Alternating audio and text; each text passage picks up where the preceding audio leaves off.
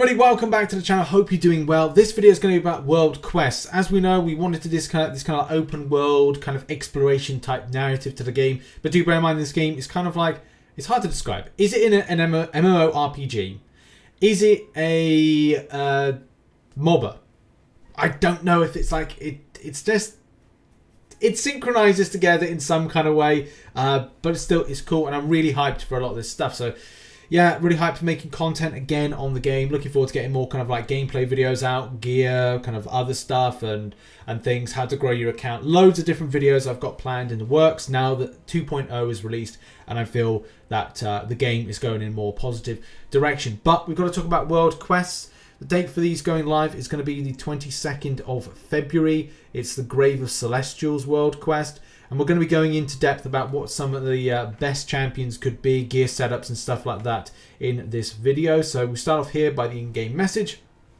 But now, in order to get more info, we have to go over to Reddit. And a link to this Reddit post can be found in a link in the description. So let's kind of go into detail. So the story is about the Grave of Celestials.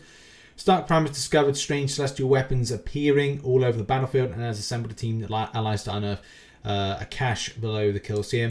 I like the idea of kind of like facing off against like one boss and then dropping something like loot, like rare loot, which I think is like a cool aspect to it. But that's not really what this is about. World quests are individual missions separate from other core modes like Stronghold, Strikes, and Deathmatch and Arena Conquest. The entire purpose of world quests is to provide deeper, more meaningful content for summoners.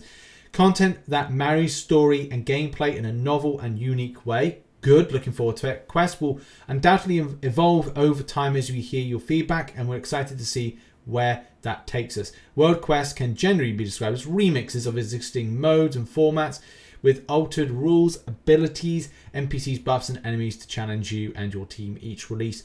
There will be 2 world quests, part 1 and part 2, with the codex entries and dialogue to tell the stories of that release.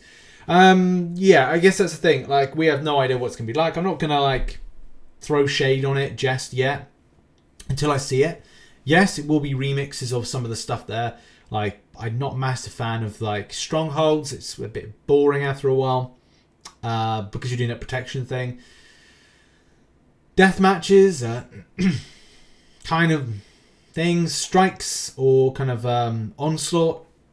Yes, fun enough. It's just a case of trying to get to the last room that's always a trouble. The difficulty, world quests feature 2 difficulties, heroic and normal. Target full party around 500 power, while heroic aims around 1,100 power. So that's the thing of finding a good team, especially like some stonking power. Man, I've got to work on my gear a lot more. Like, I want it to be that 1250 plus. The power rating I want more than 1250 plus. But, you know, with battle rating increasing, get some good stuff, some good gear means that I can actually get the top end of champion expectations. And I'd say that my Hulk is there. I just need components badly. The difficulty level of world quest is unrelated to your threat level, so it's about your raw strength and teamwork. Absolutely.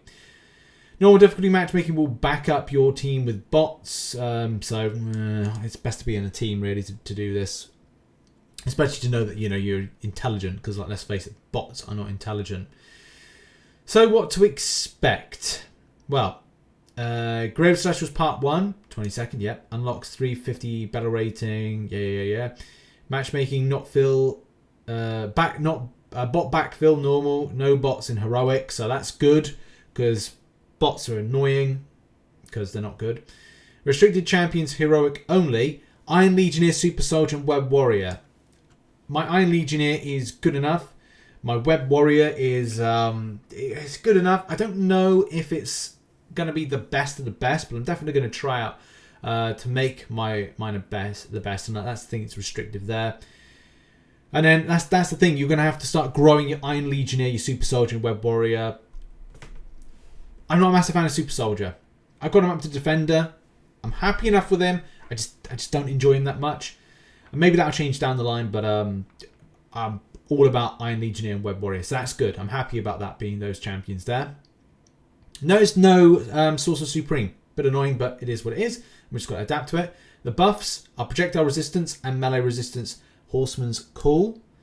And then with the part 2, it's a case your champions you've got to focus on are Storm, Hulk, and Black Panther.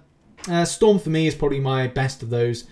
Hulk would be if I can get, and that's the thing, I need to start working on my Hulk now to get the components on the gear. So I've got the gear, I just don't have the components to get them up. So I need to work on that. So damn, I'm dipping into my free-to-play units. In any case, right, buffs.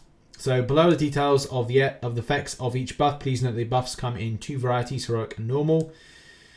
So Knight Adaptoids and Hulk Adaptoids champions take X% reduced projectile and beam damage. This effect is broken when stunned or dealt high melee damage. It's all about picking the right champions and kind of preparing for this adequately.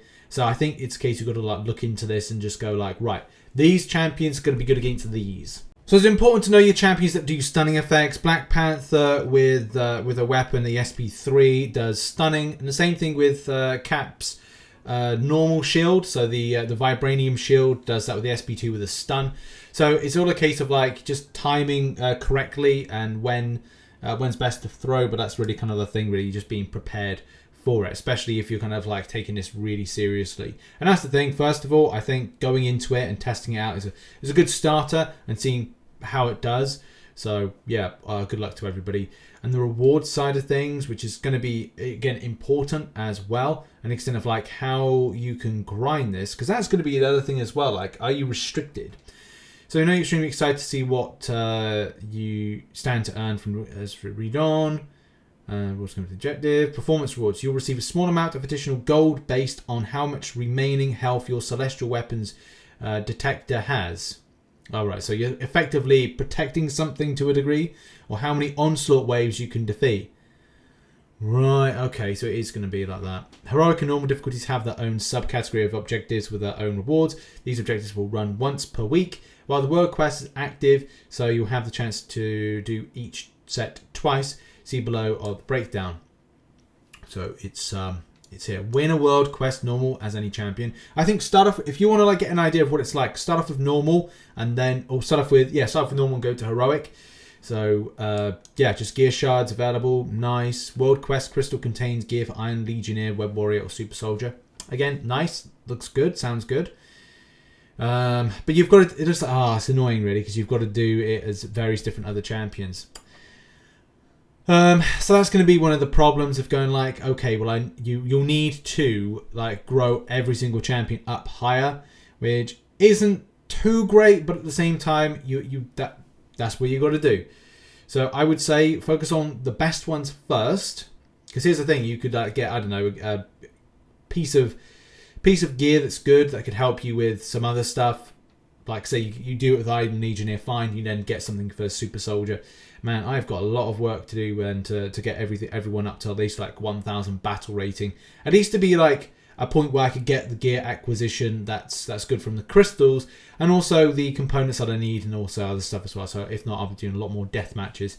So yeah, a lot of work to do. There's a lot of grind available starting next week. So I might grind out over the weekend, especially to get this stuff in. And the same thing with the following week. Epic gear shards and stuff like that. Man, it does look pretty good of an event, especially from what drops. So yeah, it's really exciting. It'd just be a case of preparing adequately against the content grind of some of the buffs. World Quest though, look pretty exciting, pretty fun, and look forward to grinding this out next week. We'll be posting content on this, maybe live streaming it, I don't know, just depends on time. And yeah, so that's been the video. That has been what I'm up to at the moment. Thanks so much for watching. What are your thoughts on the World Quest? Put it down in the comment section. I'll see you all later on. Bye-bye for now.